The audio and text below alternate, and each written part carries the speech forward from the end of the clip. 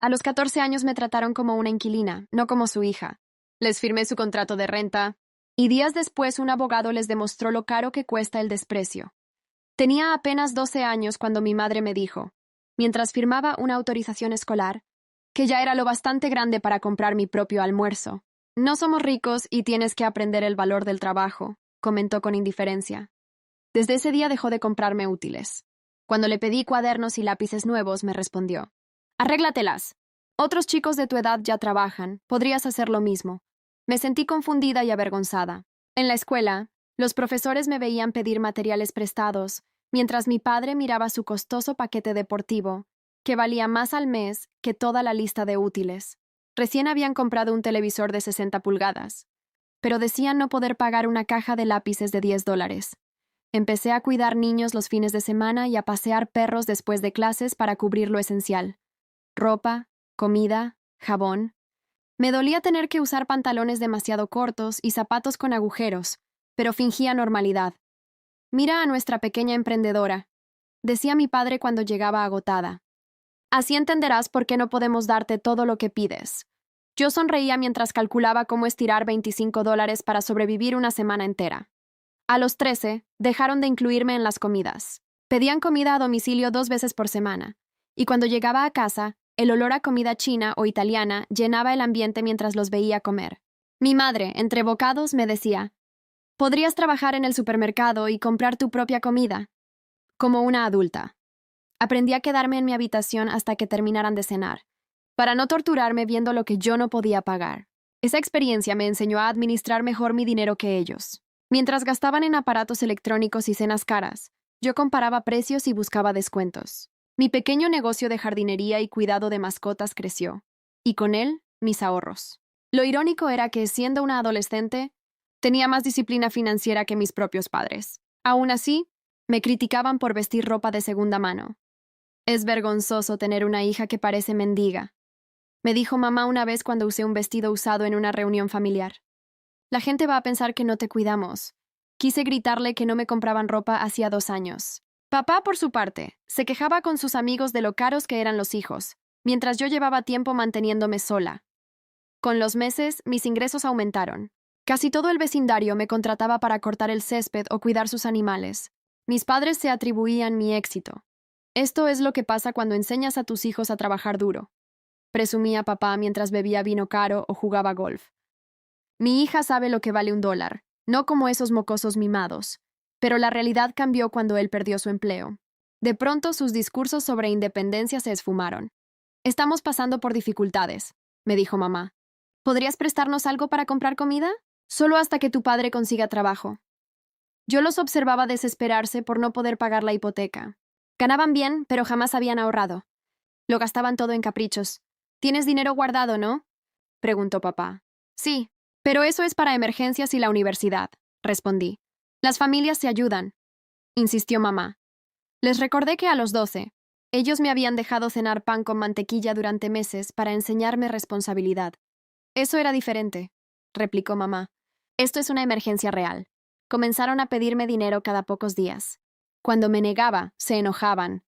Eres una egoísta, gritó papá. Después de todo lo que hicimos por ti, podríamos haberte echado hace años. Pero te dejamos vivir aquí gratis, añadió durante una de sus discusiones. Le respondí que permitirle a tu hija menor de edad vivir bajo tu techo no era un favor, sino una obligación legal. No te pongas insolente cuando pedimos ayuda, interrumpió mamá, furiosa. Yo ya planeaba irme a la universidad y administraba cuidadosamente mis ahorros. Una noche, ambos entraron a la cocina con semblante serio. Hemos estado hablando, dijo mamá, y creemos que ha llegado el momento de que empieces a contribuir con los gastos del hogar. Tienes 14 años y ganas dinero. Lo justo es que pagues renta. Papá asintió y extendió un contrato. Son $600 al mes, con los servicios incluidos. Si no te parece, tendrás que buscar otro sitio donde vivir. Me quedé paralizada mirando el documento. Tenía encabezados formales y líneas para firmar. Sabía que eso significaba entregar casi todo lo que ganaba, quedándome sin dinero para comida o emergencias. Hice los cálculos en mi cuaderno. En un mes bueno ganaba unos $700, y los servicios de la casa podían superar los 200 en verano. Eso me dejaba apenas 100 para sobrevivir. Ellos me observaban esperando que firmara. Mamá cruzó los brazos. Papá me alcanzó una lapicera. Les pedí tiempo para pensarlo y me encerré en mi habitación. Escuché a papá gritar que era una exagerada, pero cerré la puerta con fuerza. Con las manos temblorosas, abrí mi cuaderno de presupuestos. Si aceptaba, en 3 meses perdería todo lo que había ahorrado. Más de $1,500 destinados a emergencias y trámites universitarios. No había escenario posible donde ese acuerdo no destruyera lo que había construido. Sentí los ojos húmedos, pero no lloré. Estaba demasiado enojada y asustada, intentando decidir qué hacer. Esa noche me quedé despierta buscando en mi teléfono. Si era legal que unos padres cobraran renta a una hija menor de edad, las respuestas sobre este tipo de situaciones son complejas y cambian dependiendo del lugar. Pero la mayoría de las autoridades coinciden en algo. Los padres tienen la obligación de brindar apoyo básico a sus hijos hasta que cumplan al menos los 17 años. En distintos foros, he leído a personas que contaban cómo, durante su adolescencia, sus padres les cobraban alquiler. Algunos lo veían como algo aceptable, mientras que otros consideraban que era una forma de negligencia si además no se les proporcionaban alimentos ni lo esencial. En una página de asistencia legal, encontré información clara. Los padres deben garantizar techo, comida, ropa, atención médica y educación a sus hijos. Cobrar renta puede ser válido únicamente si siguen cubriendo el resto de las necesidades básicas. Pero en mi caso no era así. Mis padres no me compraban comida desde hacía más de un año, y la última vez que me dieron ropa nueva fue cuando tenía 12. He aprendido a guardar evidencia de todo. Tomo capturas de pantalla y las guardo en una carpeta del teléfono. Aquella noche me quedé despierta hasta pasada la 1, con el móvil aún en la mano, leyendo sobre leyes y responsabilidades parentales. Cuando por fin me dormí, fue más por agotamiento que por tranquilidad.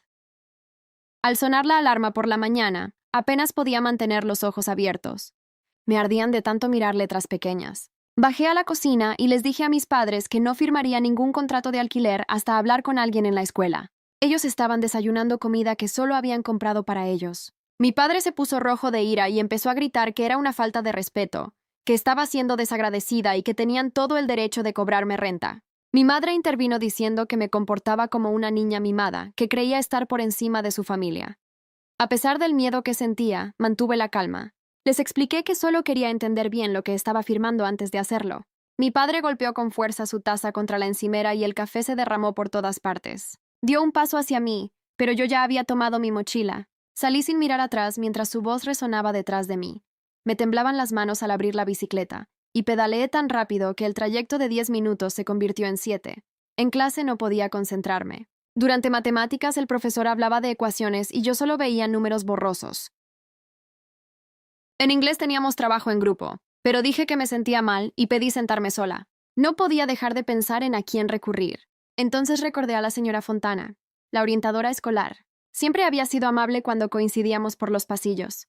A la hora del almuerzo, fui a buscarla. La secretaria me preguntó si tenía cita. Le dije que era urgente. Me observó unos segundos. Levantó el teléfono y avisó a la orientadora.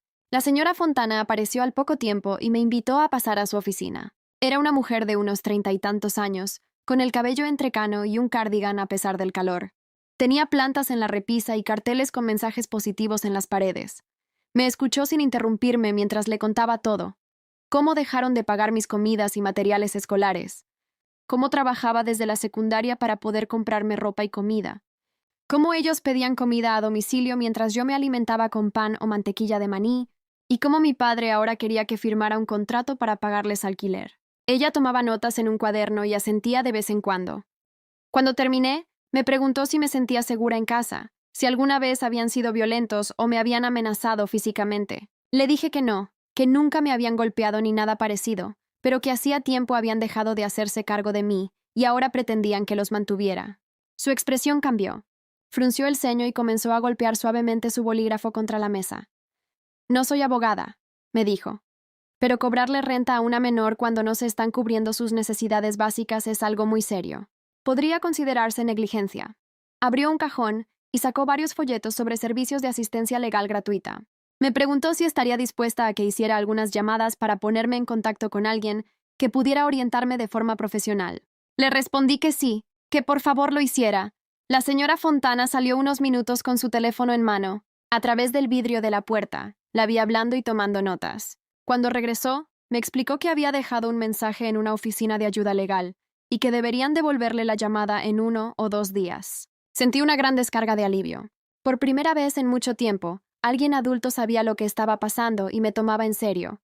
Ella también me ayudó a llenar, desde su computadora, la solicitud para recibir almuerzo gratuito en la escuela. Me dijo que no había razón para sentir vergüenza, que muchos estudiantes lo hacían. El formulario pedía datos sobre ingresos familiares, y me ayudó a explicar que mis padres no me daban dinero para comida pese a vivir conmigo. Lo enviamos en línea y aseguró que la aprobación llegaría en pocos días. Al salir de su oficina, sentí que podía respirar mejor.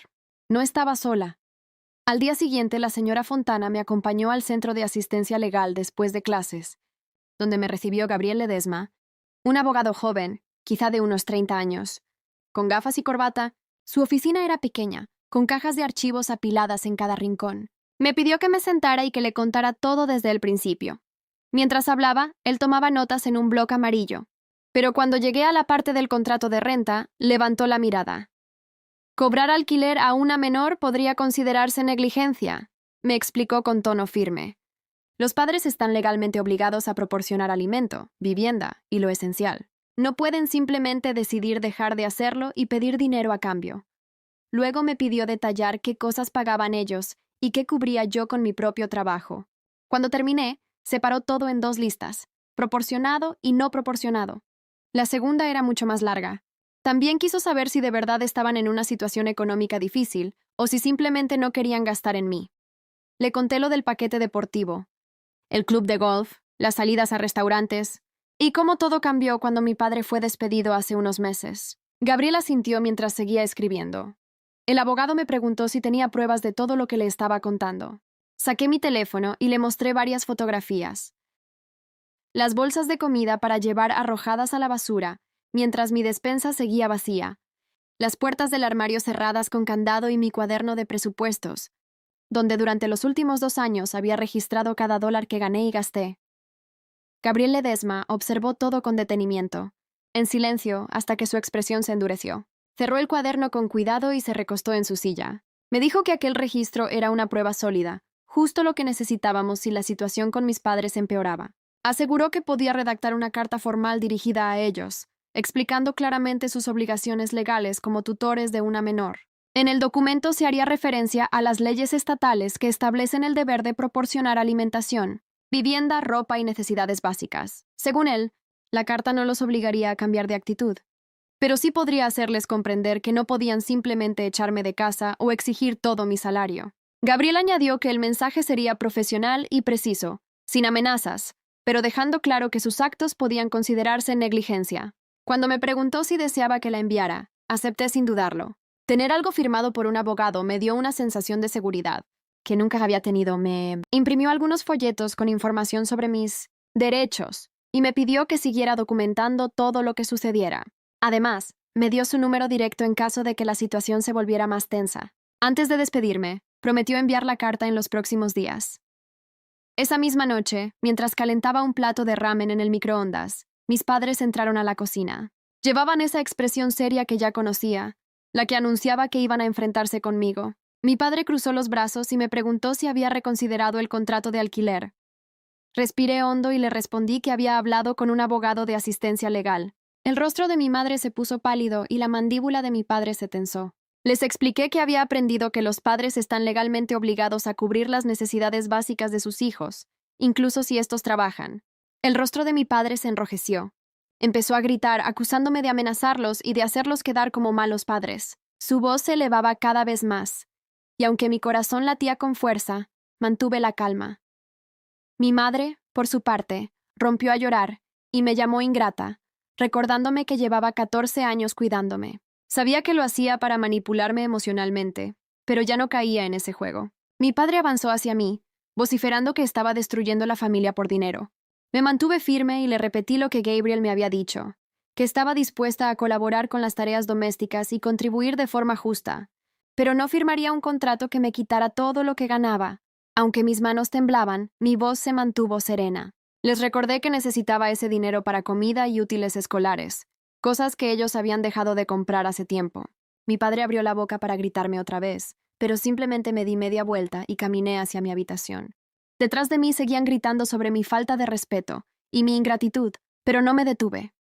Escuché cómo se encerraban en su dormitorio, golpeando la puerta con tanta fuerza que toda la casa vibró. Cerré con llave mi cuarto. Me senté en la cama y le envié un mensaje a la señora Fontana, contándole que la discusión había ocurrido y que estaba bien. Ella respondió enseguida, preguntando si me encontraba a salvo. Le aseguré que sí, aunque seguía temblando. Esa noche, la casa quedó en un silencio pesado y opresivo. Durante la semana siguiente, apenas me dirigieron la palabra. Una tarde, mientras estaba en la escuela, la carta de Gabriel llegó por correo certificado.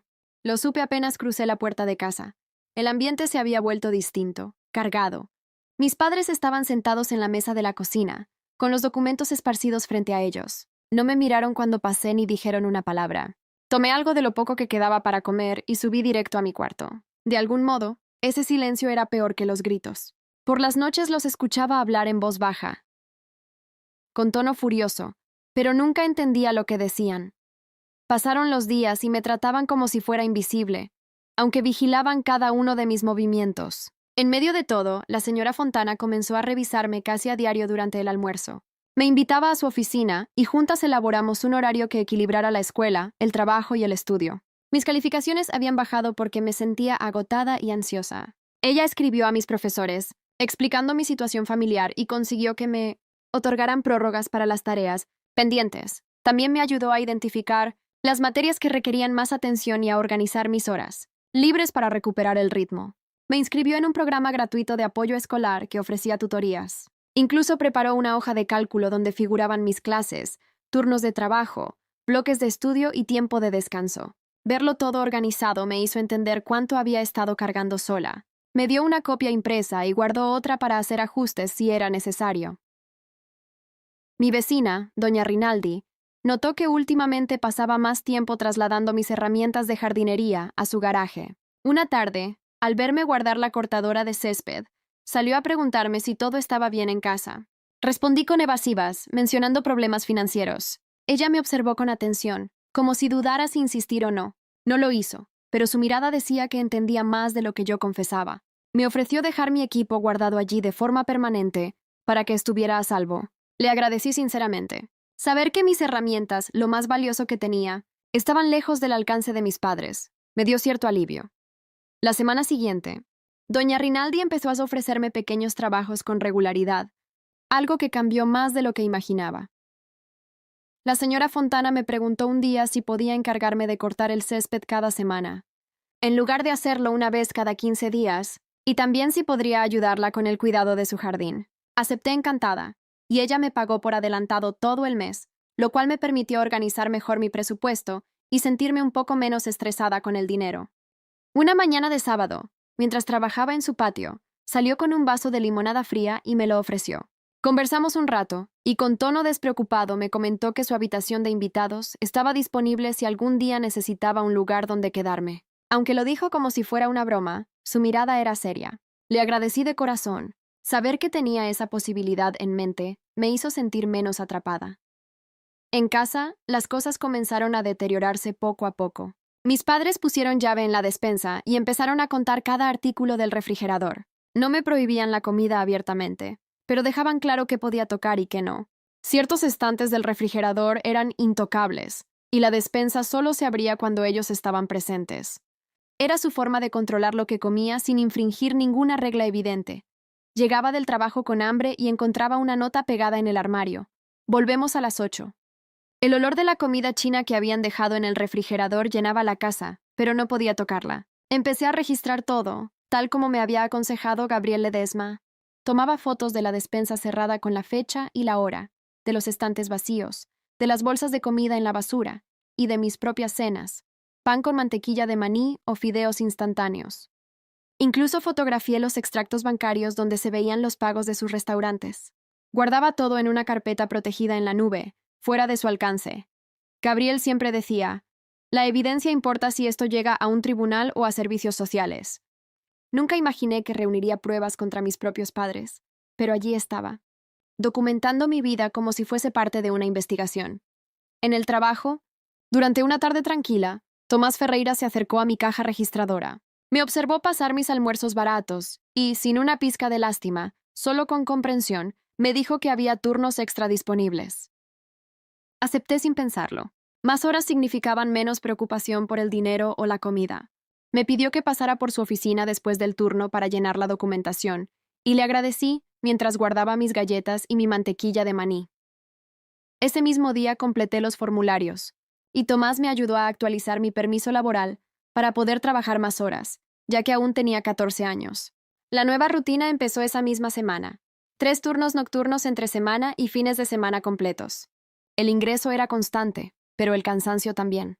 Empecé a atrasarme en 2 materias de la escuela por el agotamiento y el estrés. La señora Fontana me vio quedarme dormida en la sala de estudio y me llamó aparte. Le conté sobre el trabajo y el cansancio, y lejos de reprenderme, me ayudó a crear un plan de estudio que pudiera seguir en los descansos y los almuerzos. Incluso habló con mis profesores para conseguirme prórrogas en algunos proyectos. Fue una de las pocas personas que realmente me ofrecieron ayuda sincera. 3 días después, al regresar de un turno nocturno, encontré a mi padre esperándome en la entrada, los brazos cruzados. Antes de que pudiera bajar del coche, comenzó a gritarme. Dijo que había descubierto que estaba recibiendo almuerzos gratuitos en la escuela y que alguien de la iglesia le había contado. Me acusó de hacerlos parecer unos fracasados incapaces de alimentar a su propia hija. Intenté entrar en casa, pero me bloqueó el paso, repitiendo que todos en la iglesia debían estar hablando de lo vergonzosa que era nuestra familia. Su voz subía tanto que vi encenderse la luz del porche de doña Rinaldi. Ella salió, se quedó en su puerta y nos observó en silencio. Al notar su presencia, mi padre bajó el tono, pero su mandíbula seguía tensa y sus manos crispadas. Me dijo que la conversación no había terminado y entró de golpe, haciendo vibrar las ventanas.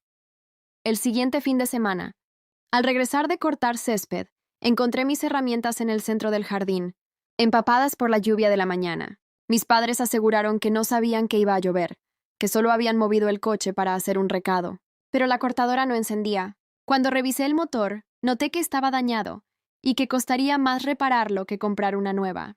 Me senté sobre el césped mojado mirando mi equipo destruido y, por primera vez en meses, sentí que iba a llorar. Esa máquina era la mitad de mi fuente de ingresos, y reemplazarla significaría semanas de ahorro. 1 hora después, doña Rinaldi cruzó la calle y me encontró aún allí. Miró el cortacésped, luego el coche de mis padres en la entrada, y sin decir mucho, me ordenó llevar todas mis herramientas a su garaje. Dijo que podía guardarlas allí permanentemente para que algo así no volviera a pasar. Recogí mis cosas y la acompañé, agradecida de que, al menos, una adulta estuviera dispuesta a ayudarme en lugar de perjudicarme. En el trabajo, Tomás Ferreira me llamó nuevamente a su oficina. Me ofreció un puesto fijo a medio tiempo con un pequeño aumento y horario estable. Esa estabilidad me permitió organizar mi dinero sin depender tanto de los trabajos esporádicos. También me comentó que los empleados tenían descuento en los víveres, lo cual haría rendir más mi presupuesto. Poco después, mientras ordenaba mi habitación, descubrí a mi padre revisando mis cosas. Mis estados bancarios estaban fuera de lugar y había huellas en los papeles. Lo enfrenté, pero respondió que tenía derecho a saber en qué gastaba mi dinero, ya que vivía bajo su techo. Las palabras de Gabriel Ledesma resonaron en mi cabeza, y tomé una decisión. Esa misma noche, entré a Internet y abrí una cuenta de débito prepaga, una que solo yo podía usar. Cuando decidí transferir la mayor parte de mi dinero a una cuenta separada y activar el depósito directo de mi trabajo, sentí por primera vez en mucho tiempo que recuperaba un poco de control sobre mi propia vida. Durante meses había vivido con la sensación constante de estar bajo vigilancia, como si cada movimiento financiero mío estuviera sujeto a juicio. Gabriel Ledesma, el asesor legal que había estado orientándome, me explicó que mantener documentación era esencial, una especie de escudo contra posibles manipulaciones. Me aseguró que con eso tendría una capa adicional de protección, y su consejo no pudo ser más acertado. Las cosas se tensaron todavía más cuando, un domingo, alguien se le acercó a mi padre en la iglesia para comentarle el problema del alquiler familiar. Recuerdo la puerta de casa abriéndose de golpe, el sonido de sus pasos pesados sobre el piso y su rostro rojo de furia. Golpeaba cajones, movía sillas, hablaba sin parar. Mientras tanto, mi madre permanecía inmóvil frente a la mesa, con las manos entrelazadas y la mirada fija en el mantel. Murmuraba, casi para sí misma, que nunca debieron contarle nada a nadie. Pero él la interrumpía, diciendo que no había sido él, insinuando que alguien más había ventilado nuestros asuntos. Desde mi habitación escuchaba cada palabra. Discutían sobre quién había traicionado la privacidad familiar y cómo contener los rumores que ya circulaban entre sus conocidos del barrio y del templo. Me quedé quieta, sin atreverme a intervenir, sintiendo ese peso familiar de estar atrapada entre el silencio y la culpa. Días después, la señora Fontana, una de mis profesoras más comprensivas, tomó cartas en el asunto. Organizó una reunión de mediación en la escuela con mis padres, la licenciada Bianchi, una trabajadora social del distrito, y ella misma. Era un miércoles por la tarde. El aire olía a café rancio y desinfectante, y la sala de conferencias parecía más fría de lo normal. La licenciada explicó con voz pausada que su función era ayudarnos a llegar a un acuerdo justo, algo que beneficiara a ambas partes. Pero apenas terminó, mis padres comenzaron a hablar encima de ella. Se quejaban de mi supuesto mal comportamiento, de mi falta de respeto y de cómo, según ellos, me negaba a ayudar en los momentos difíciles. Mi padre enumeró cada pequeño desacuerdo de las últimas semanas, mientras mi madre lo respaldaba, añadiendo anécdotas que ni siquiera recordaba haber vivido. Me sentí reducida a una caricatura de lo que creían que era, una hija rebelde e ingrata. Pero la licenciada Bianchi los escuchó con calma, sin interrumpir, hasta que de pronto cambió el enfoque. Entiendo su punto, dijo. Pero quisiera que me digan algo concreto. ¿Qué tipo de apoyo le brindan a su hija actualmente? La habitación quedó en silencio. Se miraron entre sí, buscando respuestas. Mi padre habló de darme un techo, y mi madre repitió lo mismo. La licenciada preguntó entonces por la comida, la ropa, los útiles escolares. Ellos respondieron de manera vaga, con frases como, ella sabe lo que tiene que hacer, o le enseñamos responsabilidad.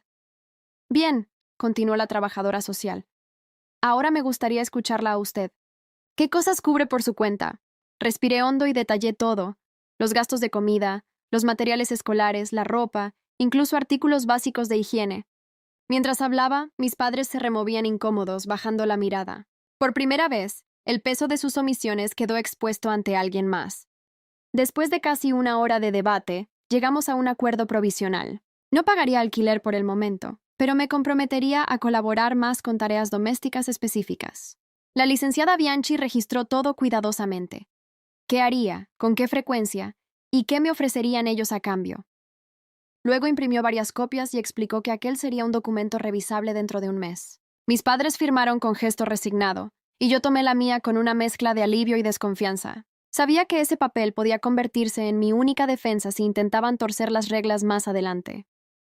Unos días después, al volver de clases, encontré a mi padre en la entrada de casa, entregando sus palos de golf a un comprador. Vi cómo contaba el dinero y lo guardaba con torpeza, murmurando algo sobre pagar la tarjeta antes de que el banco lo demandara. No me pidió dinero en toda la semana, lo cual interpreté como una pequeña victoria. Aún así, su expresión de tristeza me dejó un sabor amargo. No porque sintiera pena por él, sino porque sabía que su orgullo estaba herido. Mi madre, por su parte, sorprendió a todos cuando anunció que había conseguido un empleo a medio tiempo en una tienda del centro comercial. Comenzó el lunes siguiente. Al regresar ese primer día, se quejaba del dolor de pies y de lo difícil que era tratar con clientes maleducados. Pero a pesar de su fastidio, algo había cambiado. Verla trabajar después de tantos años me resultaba casi irreal. Con el dinero adicional, la dinámica de la casa empezó a transformarse. Las cenas eran más simples, sí, pero más constantes. Espaguetis con salsa básica, arroz con frijoles, pollo económico. No eran platillos de revista, pero por fin comíamos juntos. Ya no tenía que esconderme en mi habitación comiendo sándwiches mientras ellos pedían comida para llevar. Recuerdo una noche en especial. Estábamos lavando los platos después de cenar. Ella fregaba una olla mientras yo secaba los vasos. De repente, sin mirarme, dijo en voz baja: mis padres eran muy estrictos con el dinero. Me hacían rendir cuentas por cada centavo y nunca me dejaban comprar nada que no fuera necesario. No fue una disculpa, pero sí lo más cercano que había dicho jamás a reconocer algo. Su tono era casi confesional, como si hablara con su reflejo. No supe qué responder. Simplemente asentí y seguí secando. Poco tiempo después, mi padre recibió una llamada para una entrevista en un almacén. Su ánimo cambió de inmediato. Volvió a sonreír, a planear, a hablar de sueldos y beneficios, mientras investigaba la empresa en su laptop. Esa pequeña esperanza redujo la tensión en casa por un tiempo. Aprovechando ese respiro, mandé reparar mi cortadora de césped, que venía fallando, y compré un nuevo recortador profesional junto con herramientas más resistentes. Mientras descargaba todo frente a casa, doña Rinaldi se acercó curiosa y me propuso organizar su garaje para que pudiera guardar mis equipos allí. Pasamos toda una tarde de sábado instalando estanterías, colgando herramientas, etiquetando cajas y ordenando materiales. Incluso creó un tablero de planificación semanal para ayudarme a gestionar a mis clientes. Su amabilidad me conmovió. Era una de las pocas personas adultas que me trataban como a una profesional, no como a una niña. En mi trabajo, Tomás Ferreira también empezó a orientarme en temas administrativos. Durante las horas tranquilas, me explicaba cómo leer mis recibos de sueldo, entender los descuentos y planificar mis gastos. Me enseñaba sobre impuestos, presupuestos y metas financieras. Era paciente y respetuoso, y me trataba como a una igual. Esa sensación de ser tomada en serio era algo que no había experimentado ni en mi propia casa. Poco después, Gabriel Ledesma me llamó para saber cómo seguían las cosas. Le conté sobre el acuerdo de mediación, y me sugirió crear un plan de seguridad en caso de que mis padres decidieran echarme. Me indicó que anotara los números de doña Rinaldi y de la señora Fontana, junto con la dirección de un refugio juvenil en el centro. Me explicó, paso a paso, qué debía hacer si algún día llegaba a casa y encontraba mis cosas fuera o las cerraduras cambiadas. Tener ese plan, por simple que fuera, me dio una sensación de paz que hacía meses no tenía. Por un tiempo, todo pareció mejorar. Mis padres cocinaban más seguido. Las discusiones eran menos frecuentes. Un día me di cuenta de que el candado de la despensa había desaparecido. Mi madre incluso me preguntó si quería algo en especial del supermercado. Me sorprendió que recordara mis preferencias. El pan integral, la marca de mantequilla de maní que siempre elegía. Era un gesto pequeño pero simbólico, como si estuviera intentando tender un puente invisible entre nosotras. Sin embargo, la calma era frágil. Una tarde pasé por la cocina y vi sobre la encimera la factura del cable, con el monto subrayado en amarillo. El paquete deportivo, el mismo que mi padre había cancelado hacía semanas, estaba otra vez activo. Volví a sentir ese viejo nudo de frustración en el pecho. Dejé el papel donde estaba y regresé a mi habitación, sabiendo que la lección no había durado. Los días siguientes confirmaron mis sospechas. Una tarde, mientras hacía tareas, escuché gritos provenientes de la cocina. Mi padre discutía con mi madre porque el banco había emitido una alerta por sobregiro. Ella alegaba no haber revisado el saldo, y él la acusaba de gastar demasiado en la tienda. Ella contraatacó, mencionando la cuenta del bar donde él se reunía los fines de semana. El intercambio se volvió más acalorado, y los gritos resonaron por toda la casa. Cerré los ojos y respiré hondo. Era como si la historia, una vez más, estuviera repitiéndose desde el principio. Durante casi una hora, mis padres discuten acaloradamente, lanzándose reproches y enumerando cada gasto que el otro hizo, como si llevaran una contabilidad de agravios. Ninguno acepta responsabilidad por sus propias decisiones. Al final, ambos terminan encerrados en sus respectivas habitaciones, dejando claro que no aprendieron nada de lo ocurrido en las últimas semanas. A la mañana siguiente, antes de que saliera hacia la escuela, papá me interceptó en la cocina. Con tono serio, comenzó a hablar sobre el aumento de los costos del hogar. Me explicó que las facturas estaban resultando demasiado pesadas para ellos y que debía empezar a contribuir. Sin decir palabra, saqué mi teléfono y le mostré una foto del acuerdo escrito que firmamos durante la mediación, el que establecía que no debía pagar alquiler hasta cumplir los 17. Vi cómo su rostro se tornaba rojo de furia, pero mantuve la calma. Le recordé que ya habíamos acordado las condiciones. Murmuró algo sobre los hijos desagradecidos y se alejó, aunque noté en su expresión que planeaba algo más.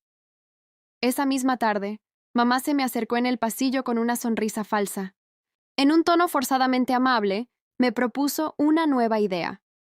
En lugar de llamarlo alquiler, podríamos usar un sistema de créditos por tareas, donde ganaría puntos por los quehaceres domésticos que ayudarían a cubrir los gastos. La miré unos segundos antes de responderle con frialdad que eso sonaba exactamente igual que pagar renta, solo con pasos adicionales. Mi respuesta fue un no rotundo. Su sonrisa desapareció al instante, soltó un bufido y se fue a quejarse con papá sobre lo difícil que yo era. Esa noche le escribí a Gabriel Ledesma contándole lo sucedido. Me respondió en cuestión de minutos, recomendándome que empezara a documentarlo todo con detalle. Seguí su consejo y abrí una nueva nota en mi teléfono. Comencé a registrar qué alimentos había en la despensa, cuando mis padres pedían comida a domicilio mientras yo me servía cereal, e incluso tomaba fotos del dinero que dejaban sobre la mesa para dejar constancia de cómo gastaban. Gabriel me explicó que, si había que escalar la situación, contar con pruebas sólidas me protegería frente a su versión de los hechos. Desde ese momento, empecé a escribir cada día. Anotaba cuándo pedían pizza, cuándo había comida que yo podía consumir, y cada comentario que hacían sobre el dinero o sobre mis supuestas obligaciones. Tener ese registro me hacía sentir menos indefensa. Al menos estaba construyendo una versión real de lo que pasaba, no la que ellos contaban. 3 días después, mientras estaba en la escuela, la señora Fontana me llamó a su oficina.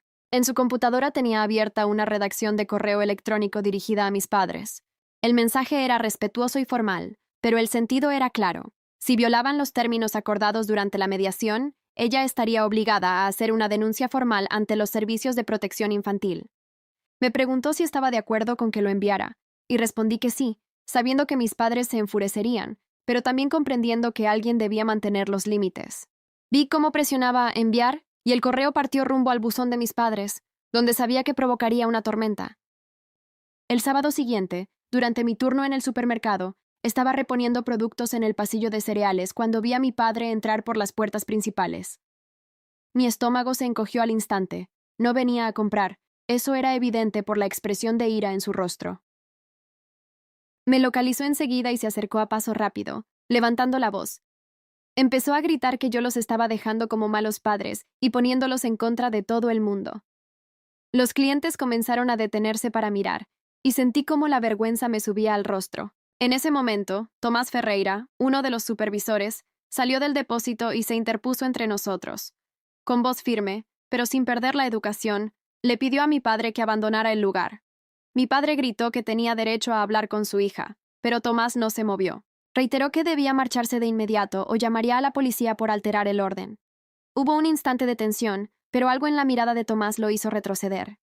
Papá se dio media vuelta, salió furioso y empujó la puerta con tanta fuerza que golpeó contra la pared. Me temblaban las piernas y tuve que sentarme en un taburete. Tomás y Marina, mi compañera de turno, se acercaron enseguida. Tomás me dijo con calma que no había hecho nada malo y que contaba con su apoyo. Marina, muy seria, sacó el formulario de reporte de incidentes y comenzó a anotar todo. Hora, detalles, testigos. Me explicó que si mi padre volvía al negocio, llamarían a la policía por allanamiento sin dudarlo. Saber que hablaban en serio me dio una sensación de seguridad que no sentía hacía meses. Cuando terminé mi turno, fui directamente a casa de la señora Fontana. Ella me había dado su dirección por si surgía alguna emergencia. Le conté todo lo ocurrido en la tienda. Su expresión se tornó grave, y al terminar mi relato, me dijo que debía presentar la denuncia formal ante los servicios sociales de inmediato. Dijo que mi padre haberme enfrentado en mi lugar de trabajo sobrepasaba cualquier límite aceptable. Al día siguiente recibí una llamada en mi teléfono. Una mujer se presentó como licenciada Bianchi, trabajadora social asignada a mi caso. Dijo que necesitaba programar una visita domiciliaria para evaluar la situación. Sentí una mezcla de alivio y miedo. Por fin alguien me estaba ayudando, pero no podía evitar pensar en las consecuencias. La licenciada Bianchi propuso venir. El jueves por la tarde, dijo que debía hablar conmigo en privado, revisar la casa y discutir con mis padres algunos aspectos financieros. Cuando les informé sobre la visita, entraron en pánico. Mamá empezó a limpiar cada rincón como si se tratara de una inspección militar, fregando los rodapiés y ordenando armarios que llevaba años sin tocar. Papá, mientras tanto, ensayaba lo que iban a decir, preparaba respuestas sobre cómo siempre me daban todo lo necesario y que yo solo exageraba las discusiones familiares. Los observé practicar su versión de los hechos sin intervenir. Finalmente llegó el jueves. La licenciada Bianchi apareció puntual. Una mujer de unos 40 años, de actitud profesional pero amable, con una tableta y un maletín. Comenzó haciendo preguntas generales sobre la rutina en casa, los horarios y las responsabilidades. Luego pidió hablar conmigo a solas en mi habitación. Le mostré mi cuaderno de presupuestos, las anotaciones de disponibilidad de comida y gastos, y las fotografías de las facturas guardadas en mi teléfono. La licenciada Bianchi no se muestra ni sorprendida ni incómoda. Su expresión es neutra, profesional, pero también atenta, como si analizara cada palabra que sale de mi boca. A medida que hablo, toma notas detalladas con una calma que me descoloca. De vez en cuando levanta la vista para pedirme que aclare una fecha, una hora o una situación concreta, sin emitir juicio, solo buscando precisión. Es la primera persona adulta en mucho tiempo que me escucha sin interrumpirme, sin culparme por hablar.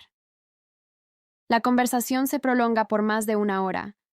Cuando terminamos, ella se pone de pie y comienza un recorrido por la casa.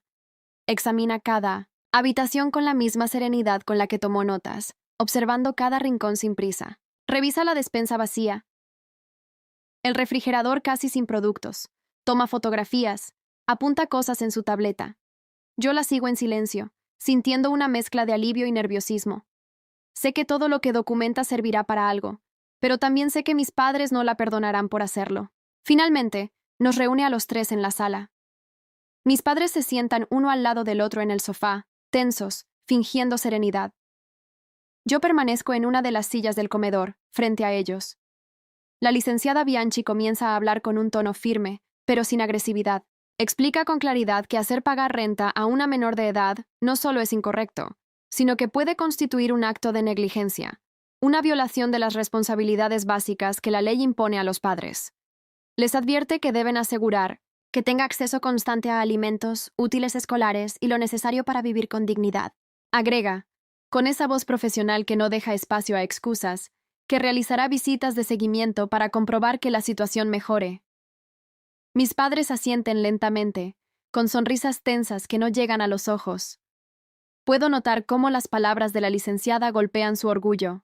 La vergüenza se mezcla con el enfado en sus rostros, pero comprenden que no tienen opción. Ella no está opinando, está imponiendo reglas. Cuando guarda su tableta y su carpeta, mis padres la acompañan hasta la puerta con amabilidad forzada. Desde la ventana, la observo alejarse, y apenas su coche gira en la esquina, la transformación ocurre. Mamá rompe el silencio con una furia silenciosa. Va directo al armario, arranca el candado del mueble donde guardaban la comida y lo lanza al cubo de basura con tanta fuerza que rebota. Papá, sin decir palabra, se sienta a la mesa, toma su teléfono y comienza a revisar anuncios de empleo, el ceño fruncido, la mandíbula rígida. No me miran. Nadie menciona nada, pero la tensión se siente en el aire como electricidad antes de una tormenta. Durante los días siguientes, la casa se llena de una calma engañosa. Vuelven a comprar alimentos y los colocan en la despensa y el refrigerador, pero todo está dispuesto de forma casi teatral. Es como si quisieran dejar claro que lo hacen únicamente porque se ven obligados.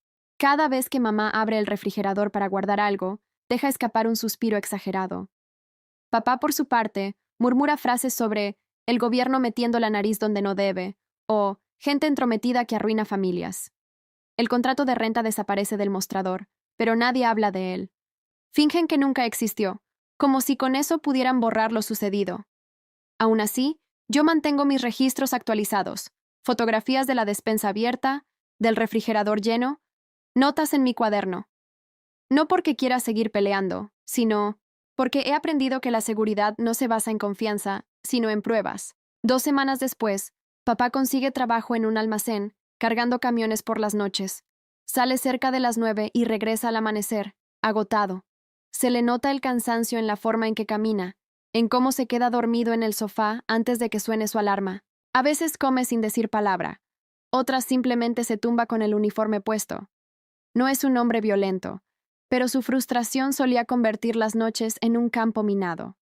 Ahora, su fatiga lo vuelve inofensivo, y la casa por fin se siente tranquila. Mamá también parece más relajada.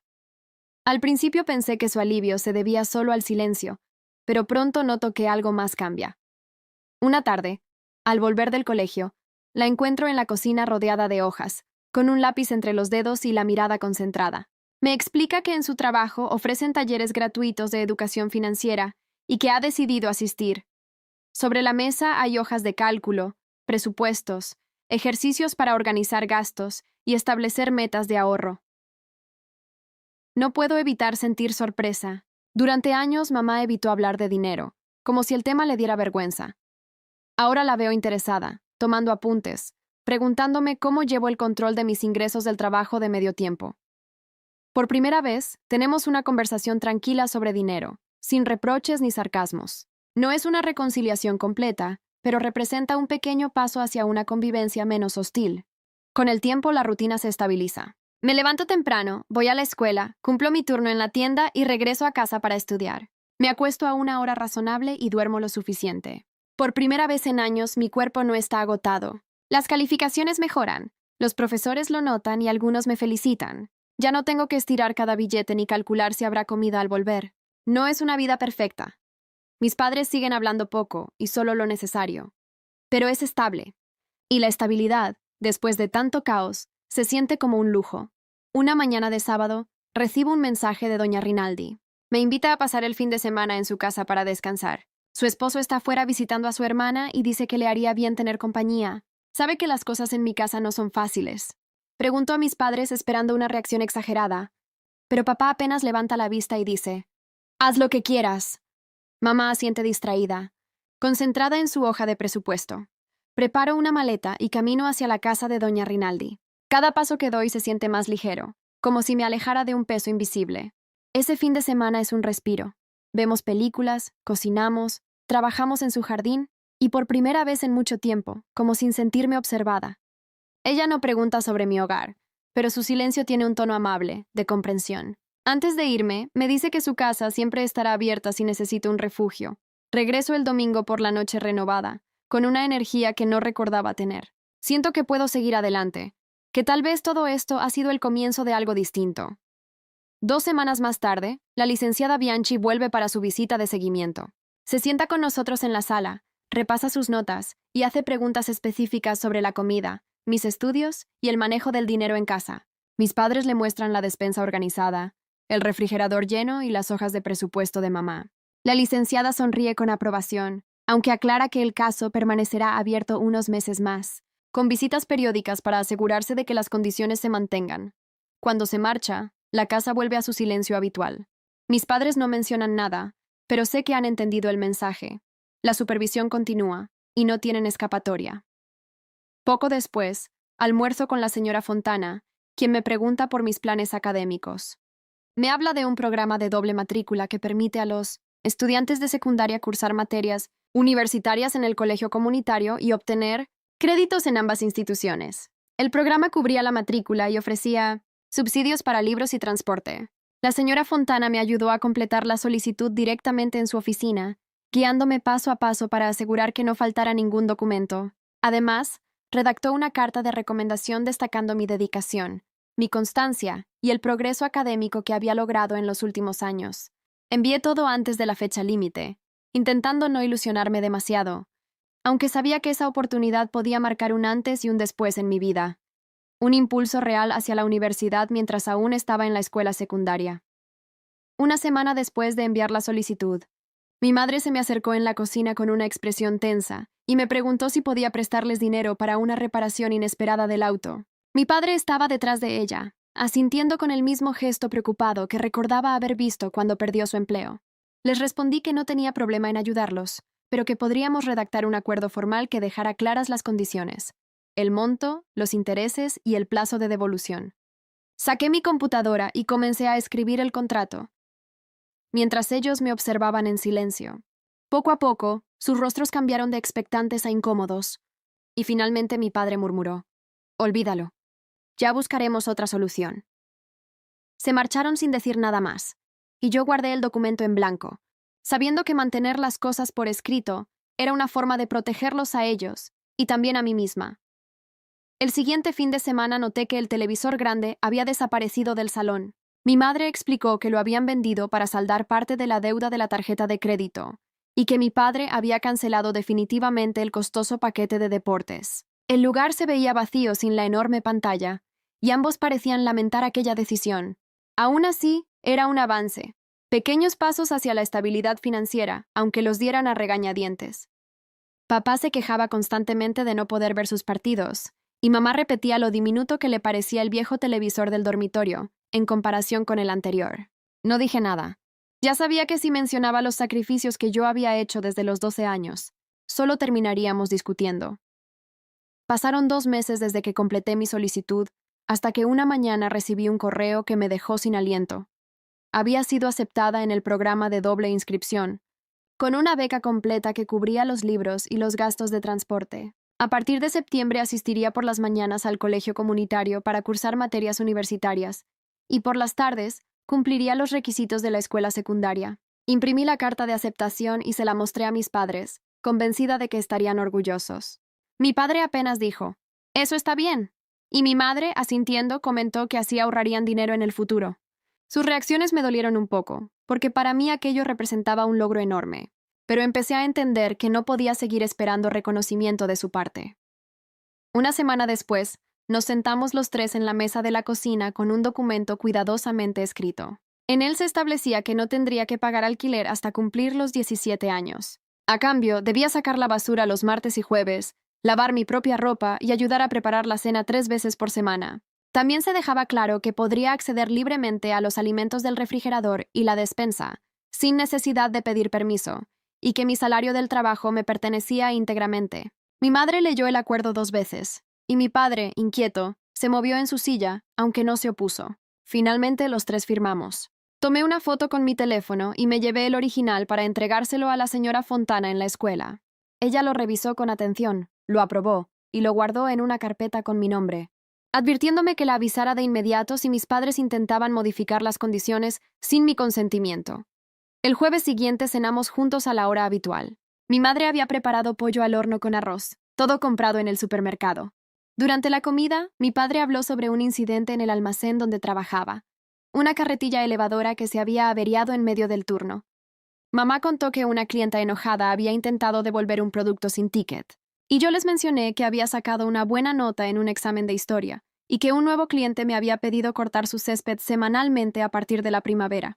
Nadie levantó la voz, ni discutimos por dinero, ni hubo comentarios despectivos sobre mi ropa o mi comida. No era una cena cálida ni cercana, pero era tranquila.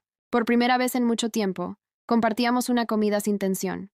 Cuando terminamos, ayudé a cargar el lavavajillas, tal como habíamos acordado, y subí a mi habitación para terminar mis tareas. Al mirar hacia adelante, sentí algo que no experimentaba desde hacía años, una esperanza cautelosa sobre mi futuro. La señora Fontana revisaba mi progreso con frecuencia, y la licenciada Bianchi hacía visitas domiciliarias mensuales. Gracias al programa de doble inscripción, tenía un camino claro hacia la universidad, y aunque mis padres seguían detestando que alguien los supervisara, estaban aprendiendo a manejar mejor sus finanzas. Yo, por mi parte, aprendí a defenderme, a comprender que pedir ayuda no significa ser débil, y que mi bienestar no depende de que mis padres cambien repentinamente su forma de ser. Las cosas entre nosotros no son perfectas, y quizá nunca lo sean, pero he conseguido algo mucho más valioso, la posibilidad real de construir un futuro propio, uno que no dependa de su inestabilidad ni de sus decisiones impulsivas. Y para mí, después de todo lo vivido, eso ya es una victoria.